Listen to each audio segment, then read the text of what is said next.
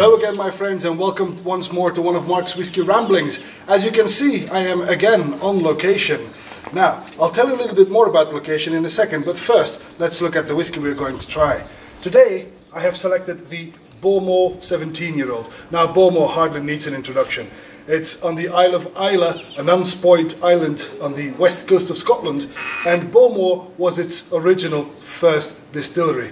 What we have here is a single malt that has matured for 17 years. Now, I admit I haven't got a proper tasting glass here with me, but that's because in this country they don't have them. Now, no disrespect, I've asked permission to turn this video, to make this little movie, and I have received it. So, no worries there. As you can see, it's got a beautiful golden sheen, almost amber there, and it beads beautifully even in this rather unlucky glass. Let's have a whiff through it. Again, maybe not the ideal tasting conditions because it's in the 30s here, it's about 34 degrees Celsius. But I do get a distinct peat flavour here. You get a sea breeze. But there's clearly a big note of fruit in there as well. And some treacle toffee. It's wonderful. This is very inviting, very enticing. This is the nose that I would expect from a mature Bowmore. The palate then.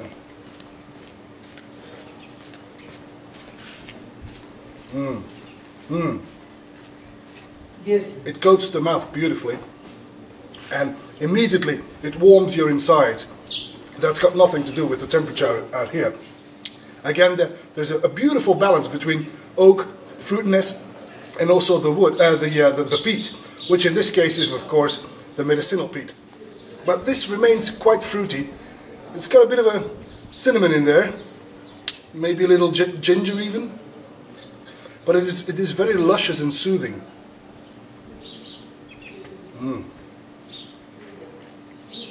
This is exactly the kind of quality that you would expect from a Bowmore at this age. So I would be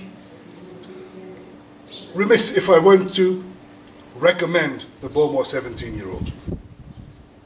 This is one you should try.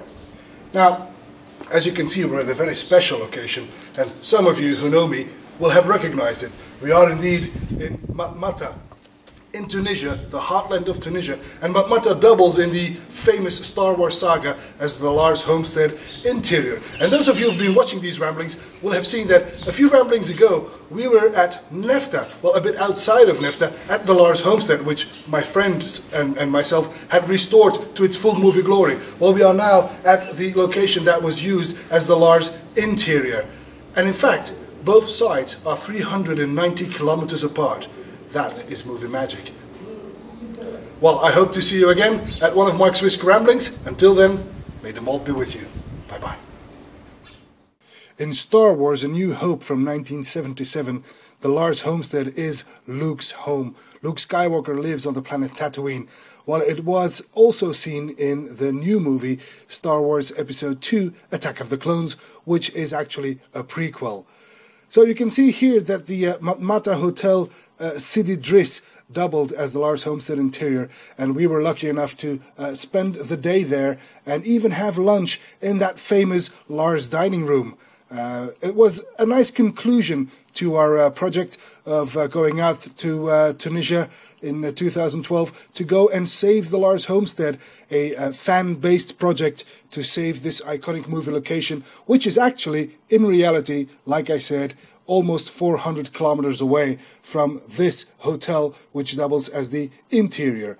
That is, of course, movie magic for you. You can see that the details are still there at the hotel, and it has become something of a tourist attraction, but not many people go visit Matmata, while in actuality it is really worth the effort.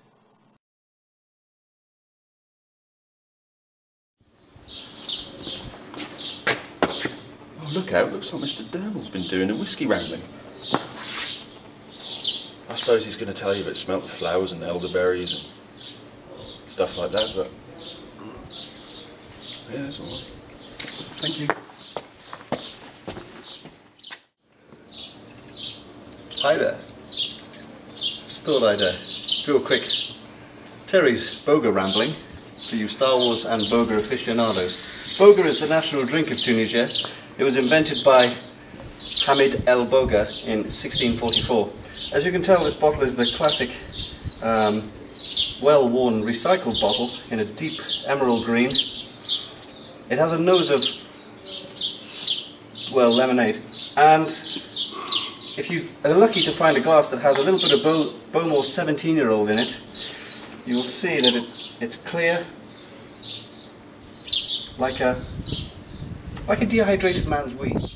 And if you mix these up, you'll see it beads like plastic beads, and it tastes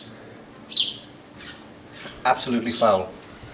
But I would recommend Boga. The lime as opposed to the Cidra. The Cidra tastes like flat strongbow, but the Boga lime tastes more like, I'm getting toilet cleaner and air freshener. I'm getting drunk.